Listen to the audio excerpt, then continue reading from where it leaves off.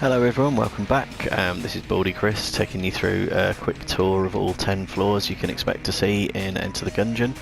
Unfortunately missed one so far in this run, so we're going to have to do some backtracking, well, a separate video to showcase that one. But this is how you access the RNG department, which is the 4th secret floor in the game, and can only be accessed via the cell creep that you will find somewhere on the 4th floor if you have picked up a master round, and only if you've picked up a master round. The reasons for that will become apparent. You need to sell him things to open the entrance up. You speak to him, he will suggest that he wants something. And junk is the obvious thing to sell him, which you should have plenty of in rainbow modes, because you'll have been junking the chests you see along the way. So he needs 2 items, preferably junk, as I say. And then the other thing he will need, I mean, you can go on and sell him virtually all your possessions if you want to. I wouldn't recommend it. The other thing he'll be after is master rounds. So if you're looking to get Lead God, unfortunately you're not going to get it if you visit RNG. So let's give him master round 3. Still only gives you 3 shell casings for it, which is extraordinarily ungenerous. But at the point he gets his 2 items and a master round, he'll then blow open the grating, allowing you to drop down into it, which is where you will then see the RNG department for the game.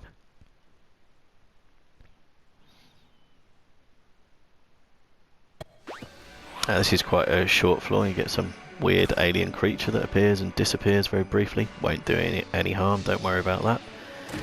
See what goodies we're going to get out of the old rainbow chest. Not 100% sure what to go for there. Pig would stop me dying, and as such that's quite a reasonable choice actually. Yeah, we'll have pig. Pig doesn't do much apart from, as you're about to die, take the final shot for you and allow you to resurrect exactly where you are with full health. So it's quite a bonus item to have. And it will definitely maximise my chances of being able to showcase some of the later floors. The 5th floor and 5th secret floor in particular are ones that are still challenging to me even now. So anyway, this is the RNG department, as you'll see from the header on the map. And this is quite unusual compared to the rest of the game in that the layout is not procedurally generated. It is exactly the same room layout every time you come to it, and there are definitely some weird enemies in here that you won't have seen anywhere else. And as ever, the advice is just kill them quickly. There's a door there you can't get through. It's just a bit of a backtrack from later in the level. I will show you all of the floor, although generally speaking though, there isn't a great benefit to going into the up exits off the first few rooms, because these are dead ends. They're just little office environments.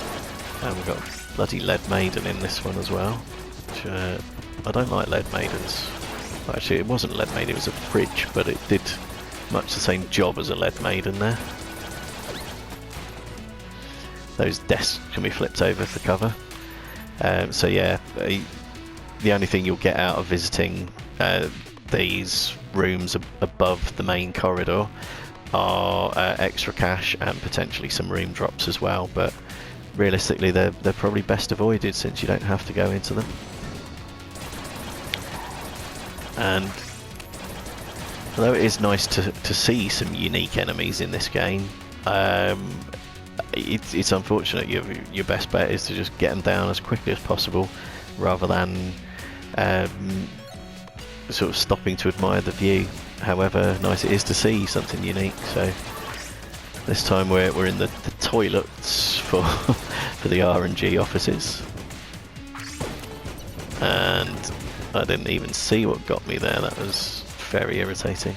What did it get me? I don't know. Maybe I didn't take damage there. I don't think you can save damage to later on this floor, because another thing that's unique about it is that it doesn't have any chests and it doesn't have any shop. So because it costs health to get into, I probably wouldn't recommend coming to visit this floor in the normal run of things. The individual rooms aren't too hard. The boss fight is quite hard. I'm hoping I've got sufficient firepower to get rid of the boss. Although, yeah, we've got the pig as backup, so anyway, there we are. But there's unlocks for entering every chamber within the game, so at some point I recommend you come here for curiosity, but tactically speaking, there's probably not a great reason to want to be visiting RNG most of the time. It's worth a visit in rainbow mode, which is the mode I'm playing in at the minute, because you will get a rainbow chest for entering the floor at all, same as you do for every other floor.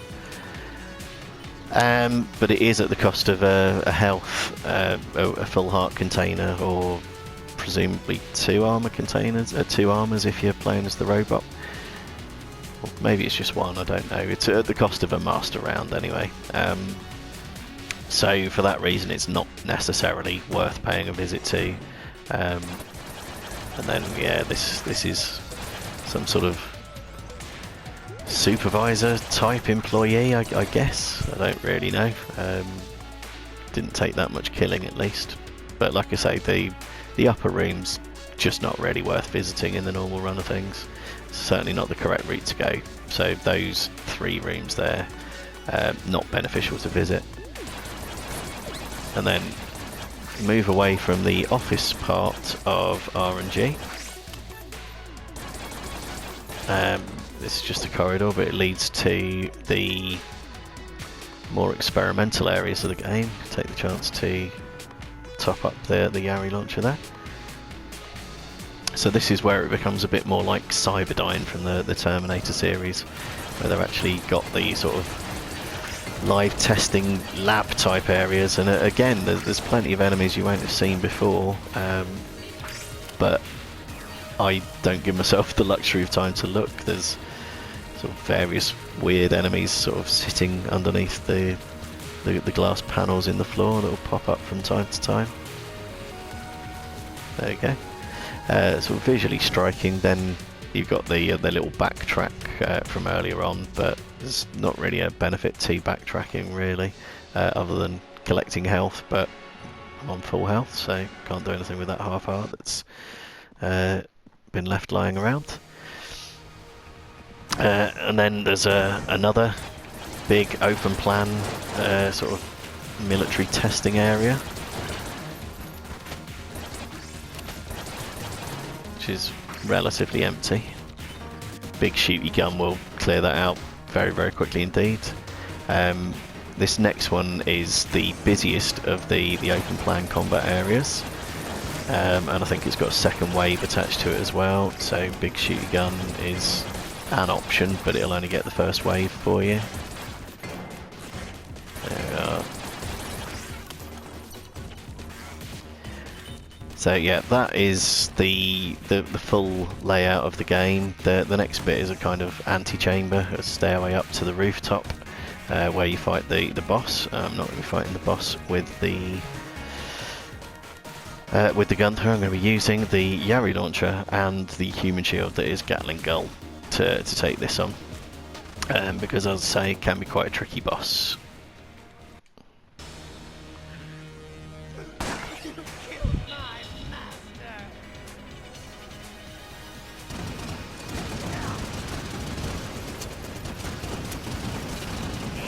Yeah, fires out a lot of projectiles and they can be very hard to avoid. Taking a couple of hits there already.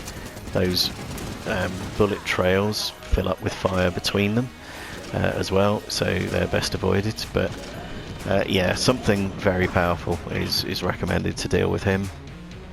You do get a chest for clearing the floor, but as ever, Bowler won't let me use it because he's a spoil sport. You will get some top-ups as well. Glad to see armour rather than health, since it's already picked up various bits of health, or wasn't doing too bad on the heart health. And then ammo as well, so we'll top up the Yari launcher as well.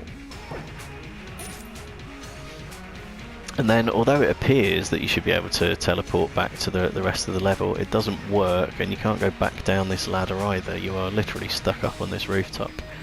In the course of the boss fight, if you do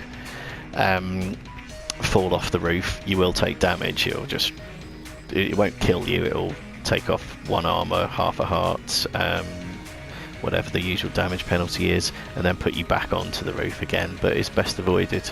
However, to get off it, you will be throwing yourself off the roof, which doesn't do damage. Doesn't make much sense, but anyway, that was the RNG department, and it's quite a fun floor to see, if not necessarily somewhere that I would recommend paying a visit to in the course of a normal gameplay run. But thanks for watching, and I'll see you next time for The Forge.